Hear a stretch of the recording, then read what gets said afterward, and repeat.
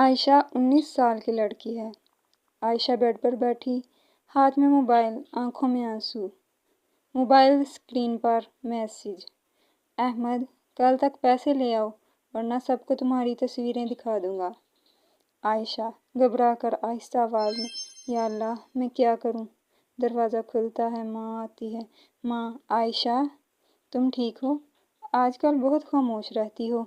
عائشہ جلدی سے آنکھیں صاف کرتے ہوئے: جی ماں، سب ٹھیک ہے، بس پڑھائی کا دباؤ ہے۔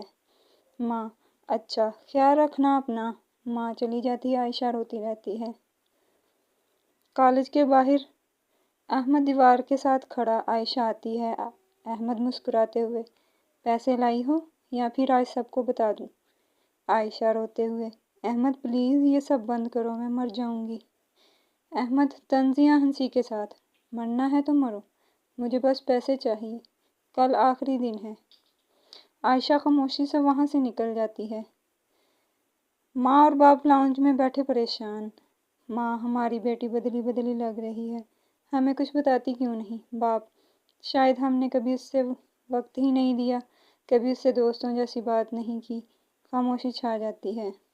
باپ کا چہرہ فکرمند دکھائی دیتا ہے۔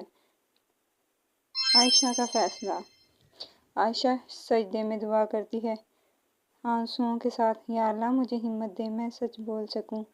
عائشہ ماں کے پاس آتی ہے۔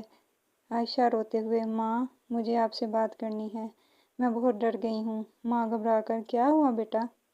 عائشہ سب بتا دیتی ہے۔ وہ لڑکا احمد، میری تصویریں، وہ مجھے بلیک میل کر رہا ہے۔ ماں روتے ہوئے: بیٹا تم نے پہلے کیوں نہیں بتایا؟ باپ آتا ہے، سب سنتا ہے، غصہ اور دکھ اس کے چہرے پر واضح ہے۔ باپ: بیٹی تم نے بہت ہمت کی، اب ہم تمہارے ساتھ ہیں، اس کو ضرور سزا ملے گی۔ پولیس احمد کو ہتھکڑیاں لگا کر لے جا رہی ہے۔ عائشہ ماں کے گلے لگ کر روتی ہے۔ ماں: اب کبھی تم اکیلی نہیں ہو بیٹا۔